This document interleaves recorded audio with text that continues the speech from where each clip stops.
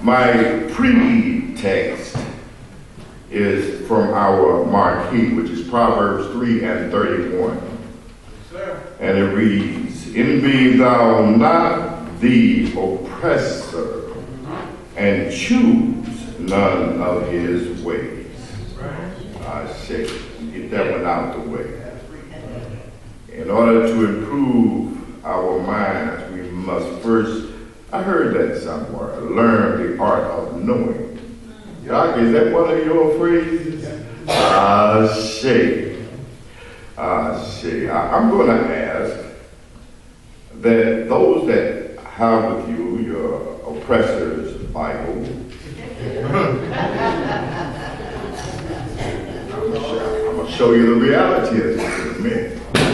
In the 9th chapter of Romans, starting with the 11th through the 13th verse.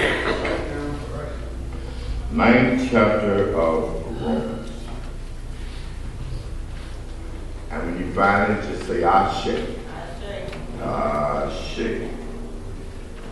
For the children being not yet born, neither having done any good or evil, that the purpose of God according to election might stand, not of works, but of him that calleth. It was said unto her, the elder shall serve the younger.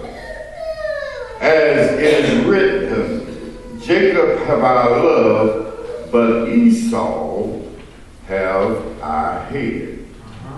And I ask that you would reason with us on our subject, that thin line between love and hate.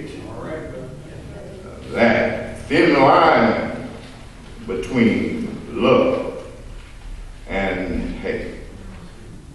Now, my brothers and sisters, it has been 44 years since I wrote my first message, and the name of it was A Thin Line Between Love and Hate. And as I was 44 years ago in the Christian perception of receiving this knowledge that is in the oppressor's Bible, I talked about Cain and Abel. There are stories all through here that talk about brothers who had a problem with loving one another. And I still go home every now and then. And I still feel the love when I am home, which is in Western Kentucky, of which I rarely visit now due to the absence of those who were close in my life. And the onset of time showing that things have changed. And as we know, everything in due time must change. Ashe. Oh yes, the sun lights up the sky, the winter turns to spring, the hummingbirds come out and they begin to fly, and wounded hearts will heal. And I come to accept that everything must change. Ashe. And in change, my friends, it is imperative that we use proper and right knowledge to get to the bottom of the truth. And once we find that truth, we must live that truth or die trying. I was looking at the news yesterday morning. I got up at 4 o'clock yesterday morning. And I'm looking at the news and I see this thing come on about better family life and us improving lives in St. Louis. And now all of a sudden we got this thing going on called pool beds to porches. Did y'all see that? Y'all better look at it. Folks, the preachers, the teachers in the churches are going door to door trying to elevate a people with a false doctrine. Folks, we need to get away from this Christianity thing, because the bottom line is we cannot elevate using our oppressor's gospel. That's not good news to us. The reality is that we have the good news. And now all we've got to do is spread it. We've got to teach it. And we've got to live it. One thing I always inform folks before I ever began is to ensure that just because we as African people have others who are calling and telling you that you are a Gentile, and it just ain't true. And let it be known that this is the first order in realizing who we are not. Ashamed. And we, my friends, are not Gentiles.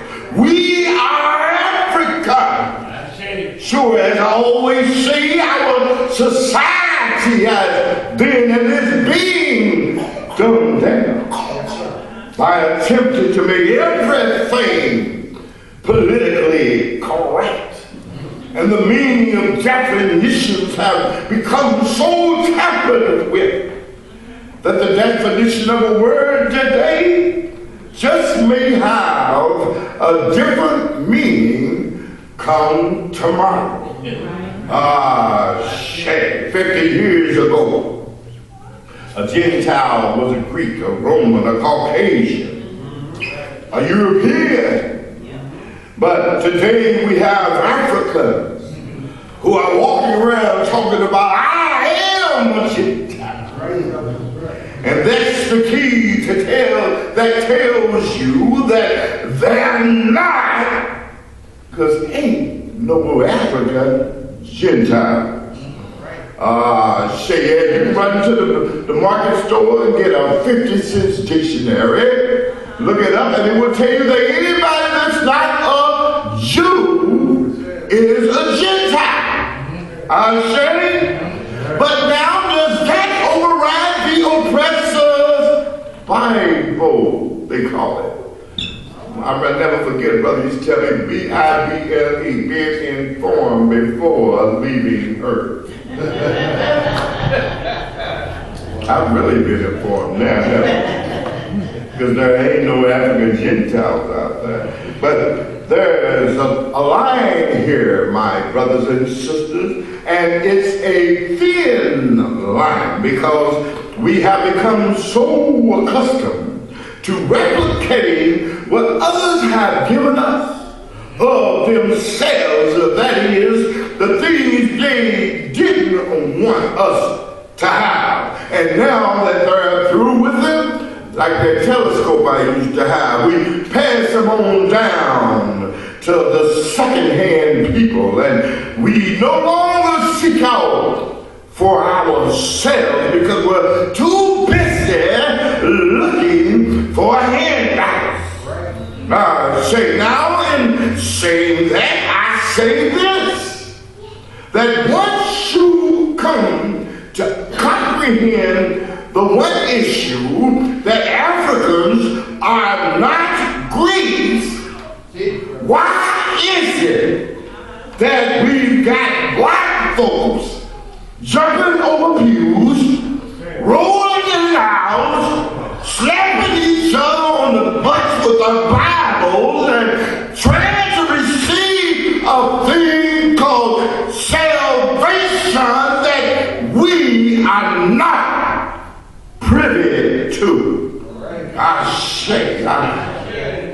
tell you, my brothers and sisters, we're having and currently in the midst of Black History Month, the coldest month of the year.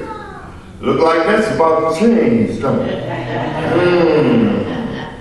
When black folks don't want to be out here in the weather, no way.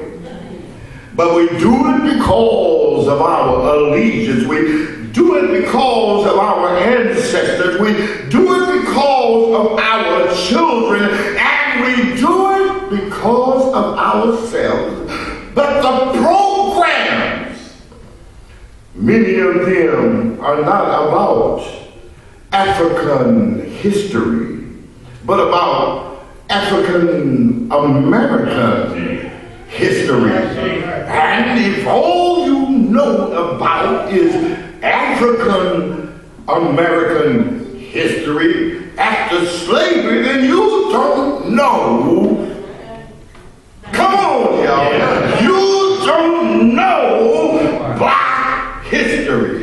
I say, why is it that we dedicate 1/12 of a year to acknowledge our people, but we exercise in our schools and our academic institutions the teachings of a barbarous people who have executed a plan for centuries on the demise of the African people, and yet we have become a people who allow those who didn't know God and those who don't know God to make proper decisions for our welfare. Shame, and with the exception of a better, more fruitful life, you can't go get in where you don't fit in. And if you do go in, the repercussions will be so great that you will fall, and when you fall due to the underhandings of those who put you there in the first place, your awakening will be so great as to shake the very foundations of the earth. All y'all don't hear me, but there is a thin line, I say, between love and hate. And it's up to us to fix that thin line. For if we can thicken that line, just maybe we can fix the violence that exists.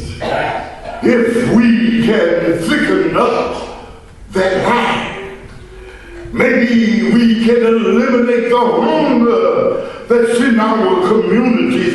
If we can thicken up that line, maybe we can live together in harmony. And I don't have to wake up every morning reading and hearing about the young brothers and sisters, the brothers and sisters, the old brothers and sisters that have taken one another's life. Because if we don't thicken that line, wars will continue to take place right here in the streets.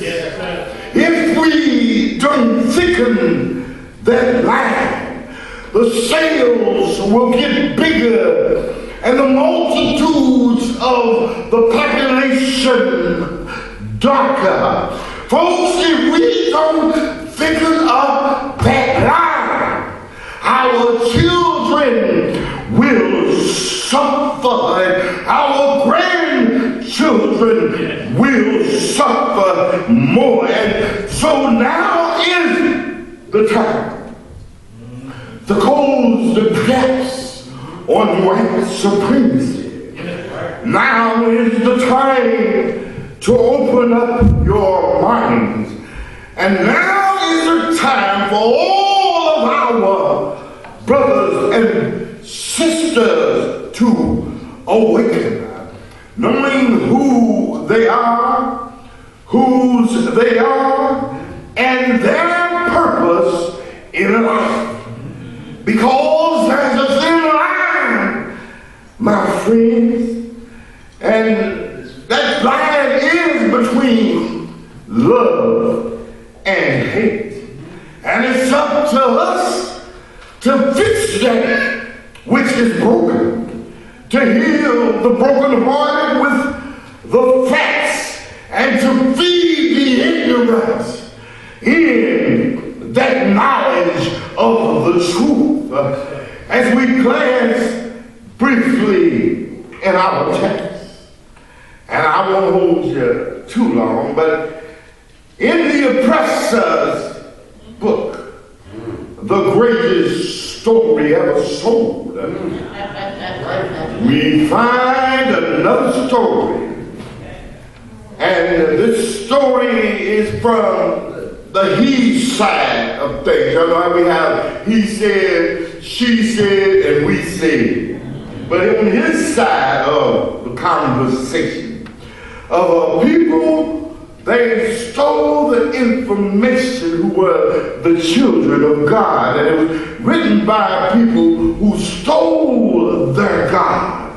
And we find that story, and it's a story that's been concocted by those who controlled the pen, not by those who passed the story down by word of mouth. And in these writings we found two brothers. There was one Jacob and one Esau, and they were twins. It didn't say whether they were identical or fraternal twins, or whether they were identical twins. But in my own reasoning, I figured them to be fraternal twins, for they were complete opposites.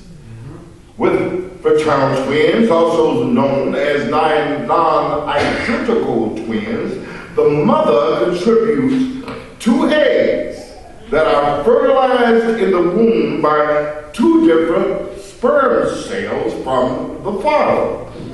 Fraternal twins, like any other siblings, may look similar, or they may also look alike, or they may look different. And they may also be male and or female. And may also, because of genetics, act very different from one another. Though twins, and this can be compared to two different births of any normal siblings. With identical twins, you have one egg from the mother, which is fertilized by one sperm from the father. And then in the early embryo development, splits, and you now have two instead of one. Now, with identical twins, the zygote will split after 2 days, resulting in a shared placenta, but two different sexes.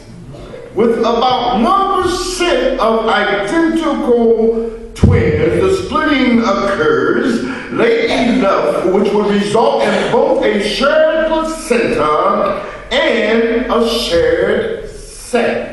Are y'all getting this? Yes. All right. As I was putting this information together and researching twins, I began to understand that there are a variety of names for different types of twins. And as I did my research, I came to my own conclusion that these twins were in the same sex, fraternal twins. Though they were in the same sex, I then began to wonder, well, how much of this was known about twins at the time that this supposed Paul, a fabricated and illusionary apostle, who after being disciplined, no, I take that back. Allow me to retract that line and add this. First of all, if you were a disciple, let's notice the word disciple. It means that you were under discipleship. Right. And after you were disciplined, you were then apostolized. So here we had someone who called themselves Apostle Paul, a self-appointed apostle, never disciplined nor taught by his own chief elder, by his own Sarah. Now in his own self-appointed apostleship, who never met his non-existent Ma'akaru, who wrote 13 books in the greatest story ever sold. And here he is now writing a story about love and hate. And not only that, but you could tell that he was lying at the first chapter of the 9th verse. He said, I speak the truth in Christ. Then he said, I ain't lying.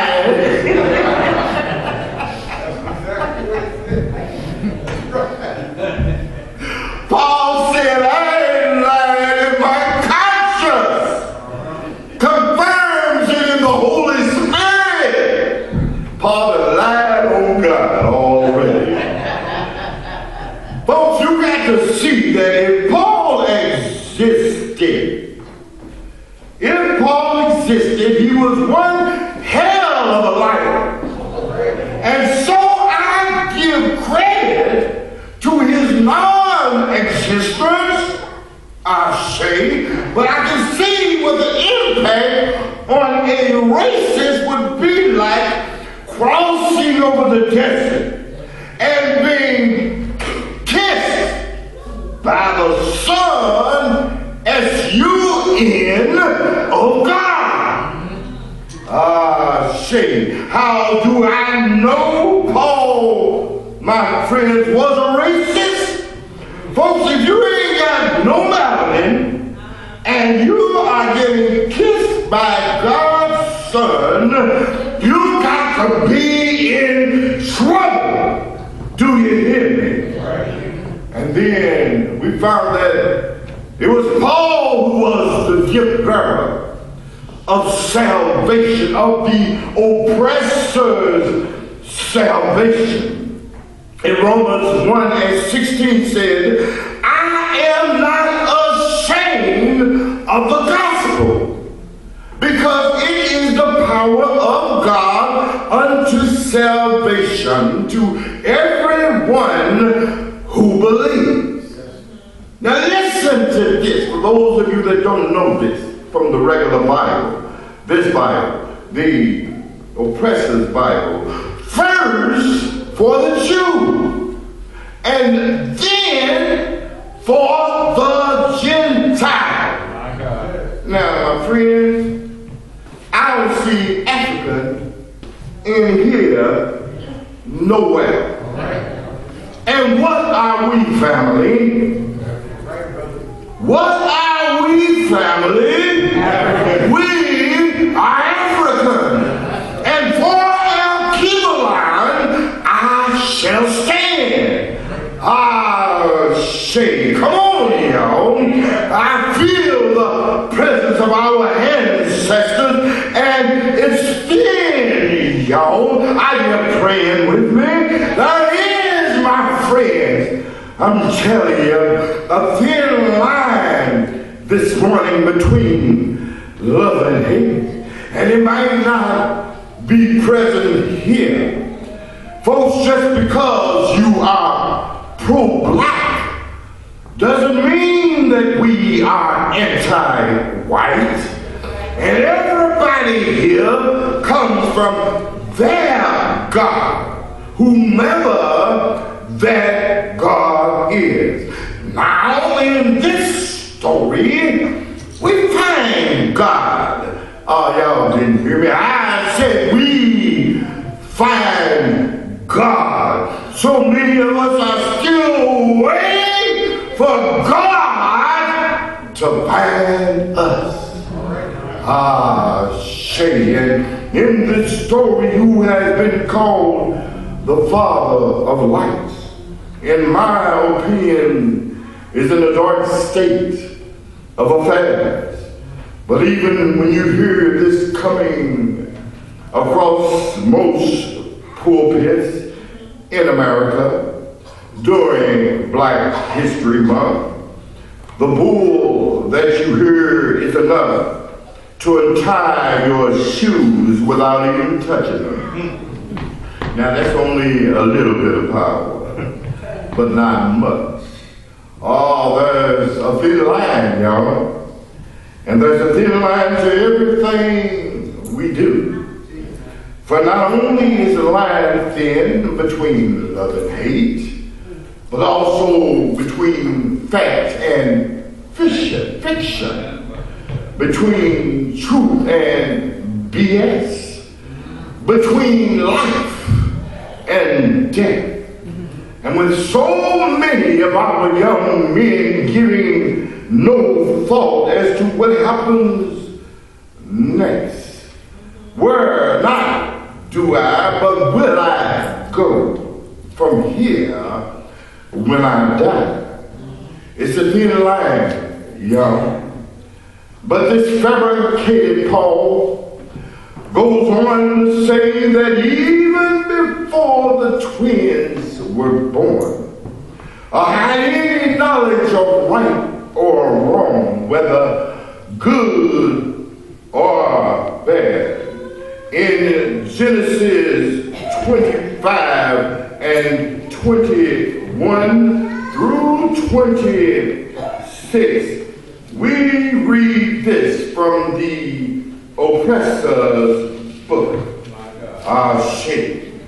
And Isaac entreated the Lord for his wife. And it goes on to say, and Isaac entreated the Lord for his wife because she was barren, and the Lord was entreated of him, and Rebekah, his wife, conceived. And the children struggled together within her.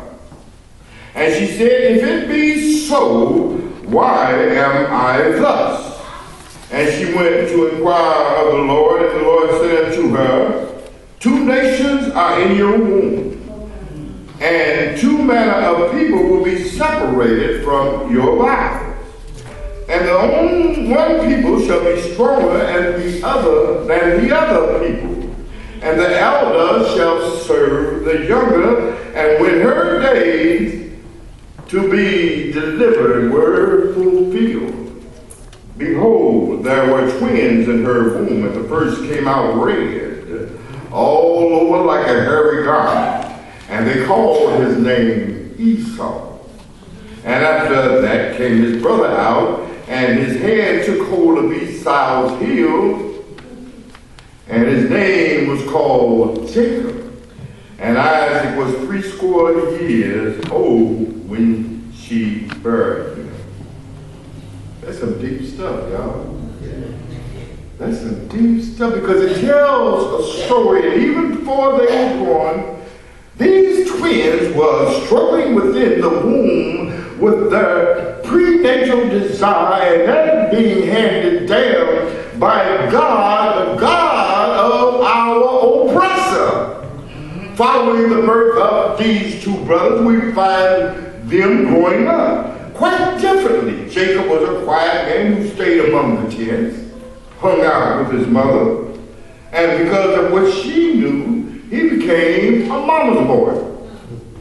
And then we had Esau, who was a skillful hunter, a man of the open country, a man who liked to be in the woods, who liked nature and the world and what they knew of the world at that time. And this was a story, my friends, not so much about 2 people, brothers, but about 2 nations.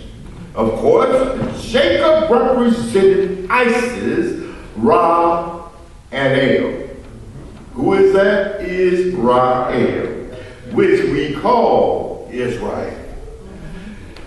I want to show you how I think into things, because I believe that in life there are occurrences which are meant to happen. And in spite of what others do in their wickedness, God's will shall be done.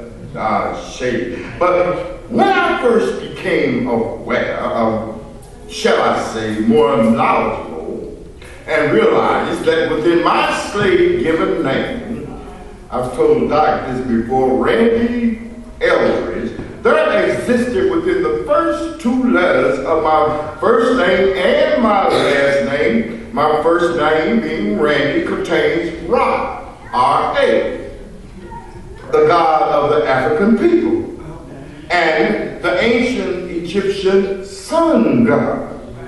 And in my second name, I found El in the first two letters of Eldridge. So I was really ecstatic when I realized, y'all, that because I took it personal, okay? And maybe I shouldn't do that, but I did. So I looked El up and I found it to be the Father God among the Canaanites. And according to the oppressor's story, the Canaanites were the first black African ancestors of the children of whom they called Ham, who they told us were the cursed people of God. And they, like Esau, would be servants under Shammah to fetch children another life. But they were sent to serve his brothers and to serve as servants unto them. And so many of us have absorbed that lie. So many of us have learned to live that lie, thinking that we are supposed to be second-class citizens under God. Oh, folks, I don't know how you take three black children, the children of the story that goes so forth. They come up with rainbows of colors and plethoras of different people. I just don't understand that. And the darkest colors serving the lighter colors. And yes, even to this day, we have a type of racism, even amongst our own people. You got the yellow one over here that don't like the black one over here, that don't like the brown one over there, that don't like the super light one over here. Now that's some deep stuff. Y'all, I do merchandising in grocery stores. Every morning I'm up at 4 o'clock and I hit the grocery store and I speak to everybody. Well, at least for the first 6 months I did, and I still do. But now I've got to cuss, I want to get some headphones. That way when I speak to people and they don't speak back, it don't bother me. And once I speak to them, I go on about my business. So what I'm saying is this. Some of the sisters who should be powerful, some of the brothers should be powerful. They can come in the store and get in my I speak to them and I make sure that they hear me. But folks, what we've got to do is start treating one another better. We've got to start loving one another. Just because a brother, look, sisters, brothers, we need to learn how to deal with one another. Just because somebody speaks to you, whether he be male or female, doesn't mean they're trying to hit on you. I even was pumping gas for a couple of sisters, so I tell Sister Eldridge about it. Sister pulled up and I pumped the gas for her. And she was a young sister, and she felt so good that this brother took the time to pump her gas when it was cold outside. But it made her feel so good.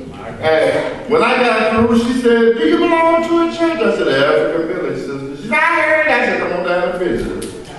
We're going to be there every Sunday, and we're going to start being there every day if we can." But folks, I say that to say that it's a thin line. And until we decide that we as a people of God will stand cold far and return to our heritage and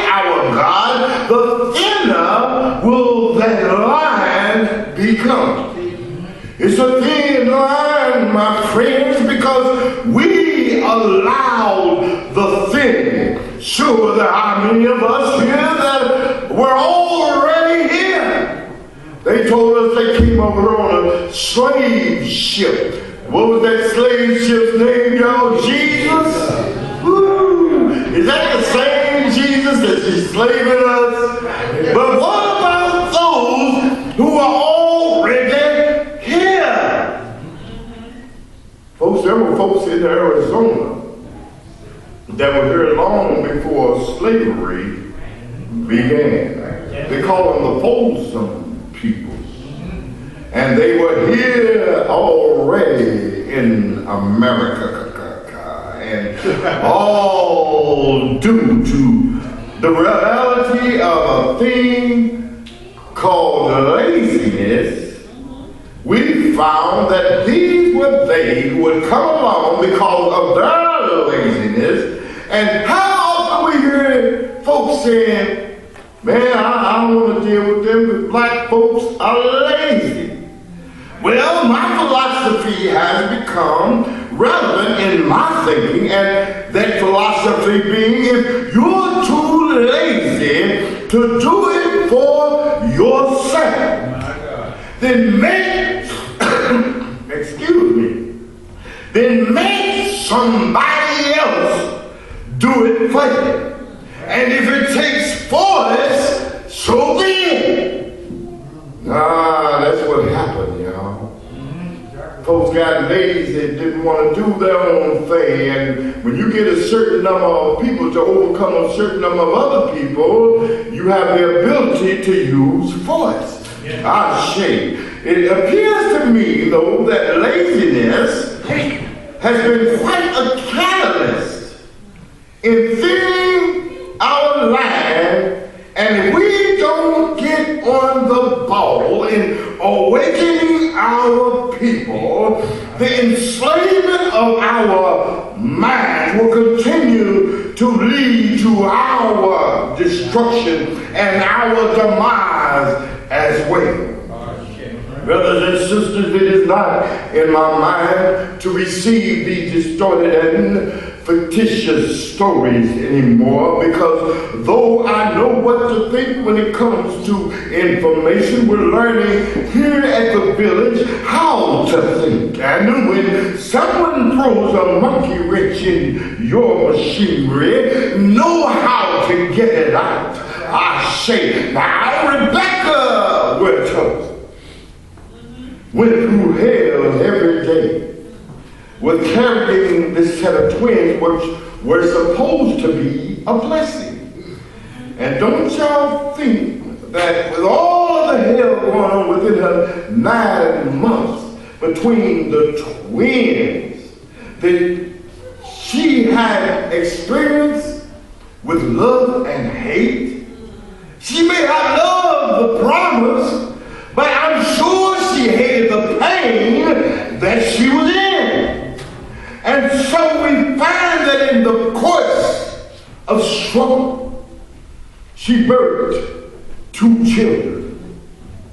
And in these 2 children, one Jacob and one Esau, and whichever one came out first would be the elder of the 2. And she was told that the elder would serve the younger.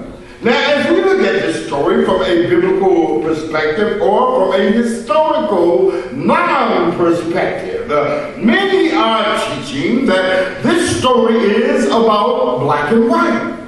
But I have to beg to differ, for if in their corrupted philosophy the oppressor never intended for salvation to be offered unto Africans, for they were neither Jews nor Gentiles, so there would not be a need to offer even so much an explanation as to why God's people, African people, should be those who would submit unto everyone but themselves.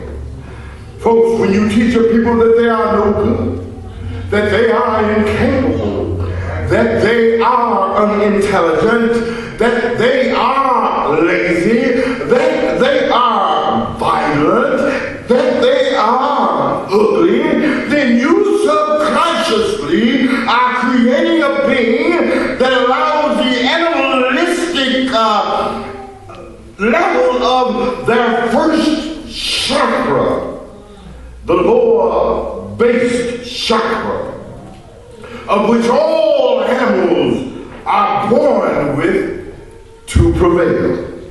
And in that prevailing, you will find that there is a line, and that is a thin line.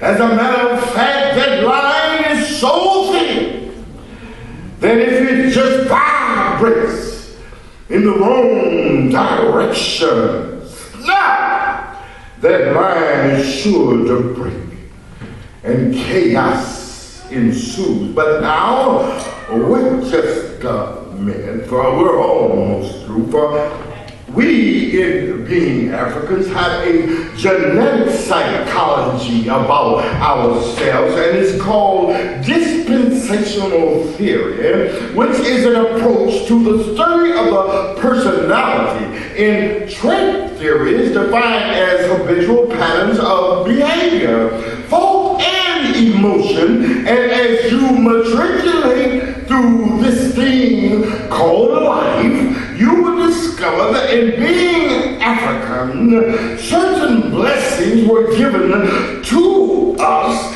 in birth. And if we guard these treasures, our elevation is sure to come. For the stories that you read about, the so-called miracles, is real. And you'll find that we are a magical people. And if our thinking is right, if our hearts are right, if our minds are right, all my brothers and sisters, and we're living that ancient African spiritual philosophy of truth, balance, of harmony, of justice, and of reciprocity. We shall soon see the rising of Ra in the spirit of our own ancient ancestors, of our recent ancestors, of our Creator, who demands that we rise above the level of our oppression. And we will realize that there is a line here, and that line is getting thinner. And if we don't add some discernment, if we don't add some thought, if we don't add some discipline, we too will hear God saying unto us, because of your foolishness and your lack of observation, you perish for lack of knowledge. But wait for it, for there is a remedy. And that remedy is, if my people who are called by my name will humble themselves, turn from their wicked ways, and seek my way, it is then that they will be hearing from their God, and I will become their God. Yes. And they will receive the blessings once again that were stolen from them. There's a thin line between love and hate. There's a line, my friends, and we must overcome. Ashe. Ashe.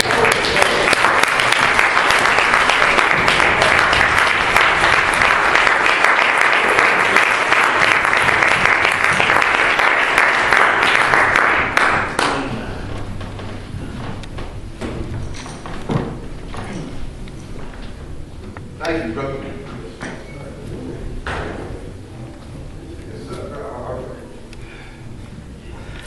Let's put our